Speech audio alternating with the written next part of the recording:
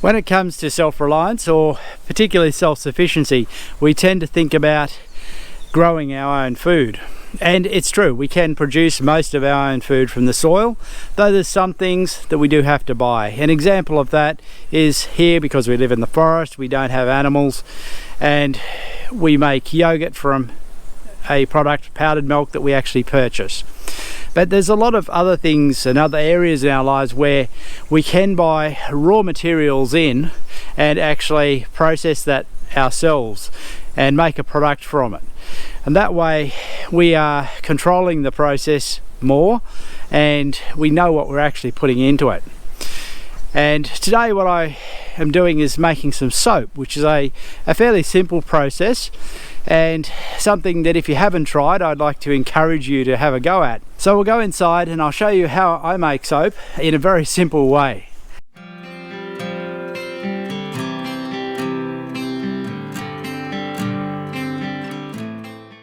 Now, the purpose of this video is not really to teach you how to make soap, though you may learn some of that in the process.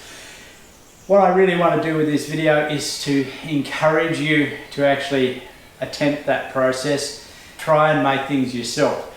And soap making is one that when I approached it initially, I found it a little bit having some mystery, and there was a few things when I read about it that were rather confusing that actually tended to turn me away from it at first as just being a little bit too difficult to understand.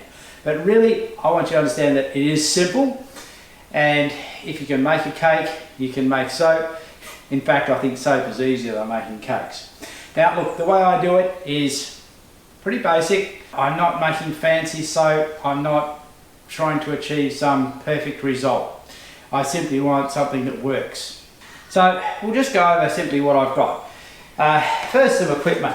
You're going to need basically 3 containers. One for measuring the caustic soda, another for actually mixing your final soap in, and another one to measure water. I've only used, recycled stuff that otherwise would go into recycling, so it doesn't have to cost you anything. It is worth having a dedicated spoon or a spatula. I think the spatula is better because you can scrape things down. You will want a stick mixer. It's so much faster than mixing it by hand, and an old one for a second-hand store is ideal.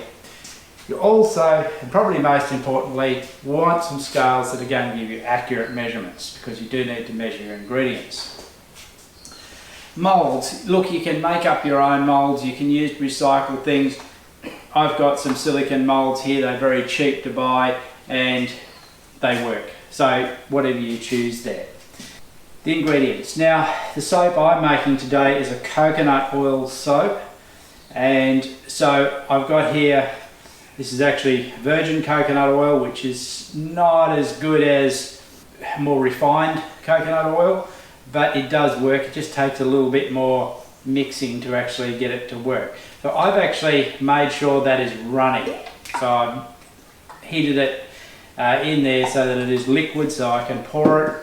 It makes the process easier before I start. Basic ingredient that you're going to be using is caustic soda, and you use this to make lye, which is a caustic soda water mixture. And so that's, look, you buy it from the supermarket and very cheap. I also have some essential oil. Now this one is lemon balm. It's essential oil that tends to make soap more expensive, and you choose what you put into it. If you put any, you don't, maybe make your first soap without any essential oil is a good idea. One of the main reasons that I began making soap was that we don't like the chemicals and the perfumes particularly that are in this commercial soaps. When soap is very cheap to buy, making it yourself, really you can't get it much cheaper, so it's not really about the money, it's more about knowing what your soap is made from, that it's simple ingredients and that you have something that you're happy to use. Now there's one other ingredient, and that's water. I've weighed water to the measure that I've got in here. To make soap you are going to need a recipe, and If you're wanting to experiment, there's a website, Soap Calc. I'll put the address in the description that you can actually go to and work out a soap. But otherwise work from a recipe that someone else has. I'll put my recipe in the description too. It's a very simple one. Let's just make it, because if I keep talking it's going to sound way more complex than it really is. So I have measured out the water. What I'm going to do now is to measure out some caustic soda to a correct weight and then add that to the water. Now this is the one process that is a little bit hazardous. Not measuring, but actually when it comes to adding it. When you add caustic soda to water, it is going to heat up and become extremely hot in that, and it's also going to let off some gases, so it really needs to be done out of doors.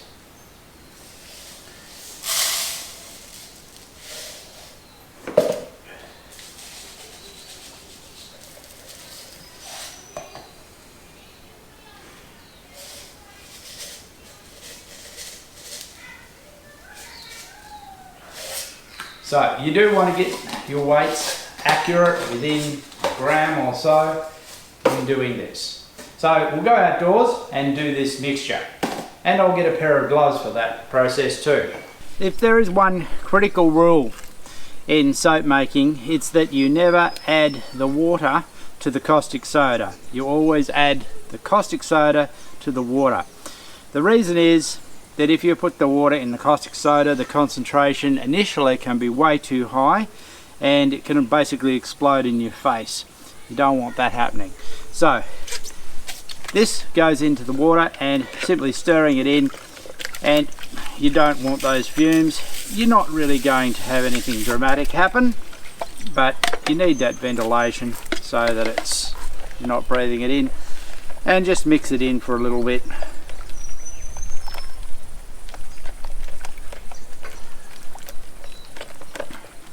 If you were to feel this, you would feel it. I feel at the base, even through the gloves, quite a lot of heat, because it is getting rather hot.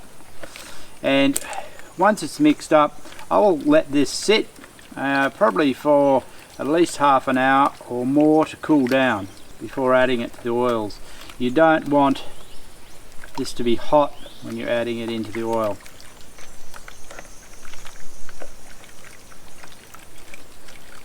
So that's reasonably well mixed, and I'm just going to let that sit now.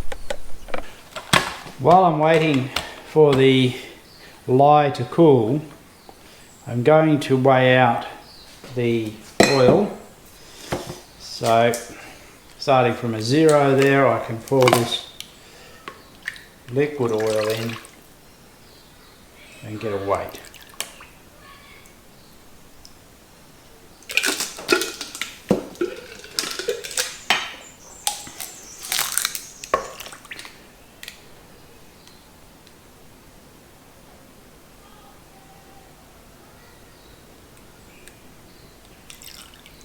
I'm slightly below weight on the amount that I have there of coconut oil, so I'm going to have to make that up with another oil.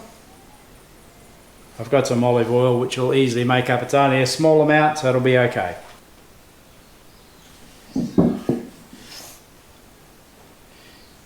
Adding olive oil makes the soap a little softer, I find. So that's why I tend to prefer the coconut oil. It makes a harder soap. But that'll be fine, it's only a small amount. Once the lye has cooled down sufficiently so that it's about the same temperature as the oils, it can be totally cool, but a little warm is okay. It's then time to mix the lye into the oil and to use the stick mixer to actually blend it together. Now what you're actually doing is you're keeping to working with it, blending it until you reach what's called trace. Now what that is basically where you can move your blender through it without running, that is, and leave a trace in it. So it has achieved some thickness. So I'll show you what that looks like as we get to it, but we'll start this mixing process.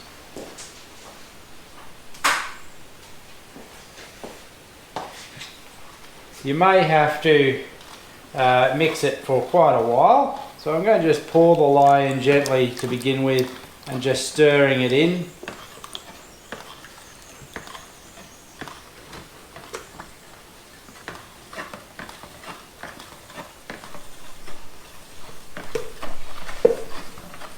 And then begin to pulse the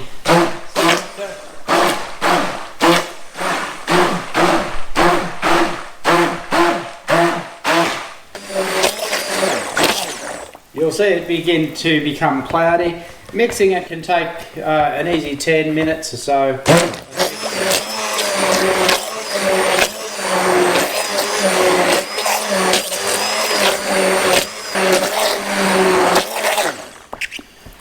I've been mixing on and off for a few minutes and it is beginning to thicken. It's not yet at trace. Well, getting close though, but it's not yet quite yet there.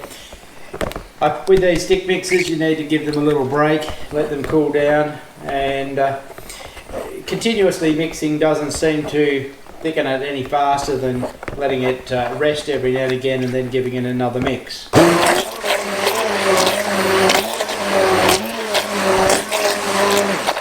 I think part of that is simply the lye and the oils need time to actually interact.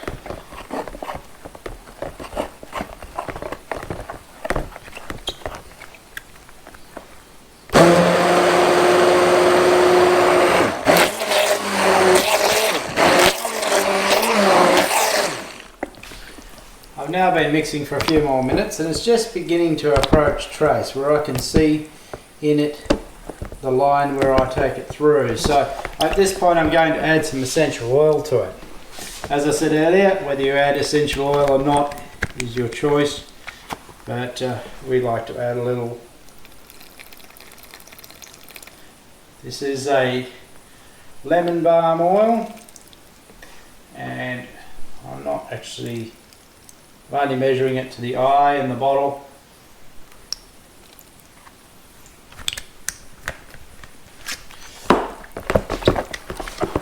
And I'll have to mix it again to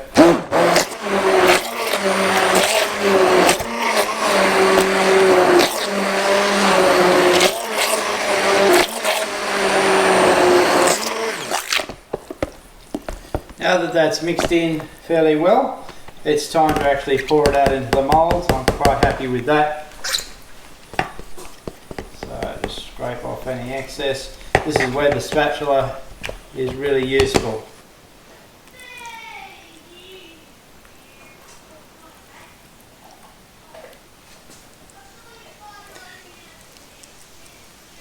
An easier pouring container would be good, but I haven't found one yet.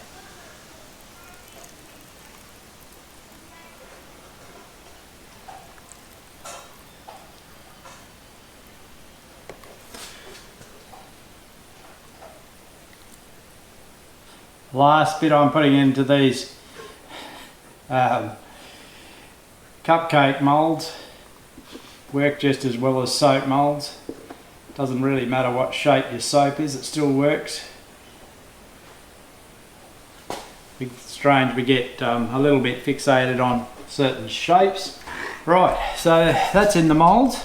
I'll cover that with some cling wrap and then stack them together. Usually I get some board underneath to keep it firm, and cover them again with some old towels to actually keep it warm for overnight while it actually cures and sets. The longer you can keep it warm, the better it is. Keep the heat in it. It's surprising how much heat this soap at this stage will put out. It's not extremely hot, but you can actually feel warmth in it. Now I'm putting cling wrap over it. If you don't like that, you could use baking paper or something like that that'll come off easily. It simply a way of stopping it exchanging from one to another, because I'm going to stack them together.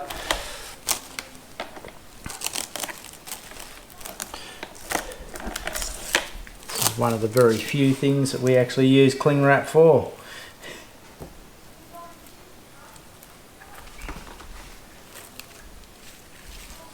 A couple of pieces of old plywood simply allow you to slide these on and stack them up.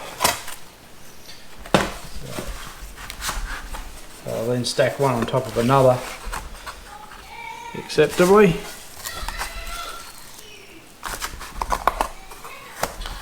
And I can take those and I'll wrap them, as I said, with some old towels to keep it warm. It's now been a couple of days since I set this soap to cure. Look, it only really needs 24 hours at most. It's simply been this long because other things intervened. And what I'm doing today is simply taking it out of the moulds. It's nice and firm now, coming out of the moulds really nicely. And just putting it somewhere to sit. Now it really needs to sit for another 4 weeks or so before use. Needs to have time to get more moisture out and really fully cure before you actually use it on your skin. I'll just put something in between, stop them sticking together.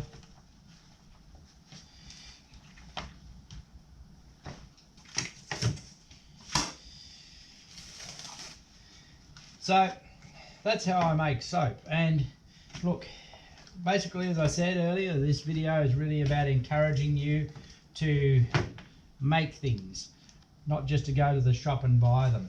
Whether it's soap, whether it's bread, yogurt, or anything else that you need, that you can actually find a way to make for yourself, clothing. It's all worthwhile to actually pursue that goal of making it yourself. So that's how I make soap. Now, as I said earlier, this video really wasn't about making soap. It was really about encouraging you to make things yourself. And this is just one of the many things that you use in your life that you can make yourself. And I'd like to encourage you to have a go at making things for yourself, whether it's you making your own bread, yogurt, or soap as this is, or any other thing that you find that you need, that you investigate it and see if you can make it yourself rather than buying it. You know exactly what's in it, whether it's good for you or not, and ultimately it's far more satisfying to use a product that you've made yourself rather than one you've bought from the supermarket.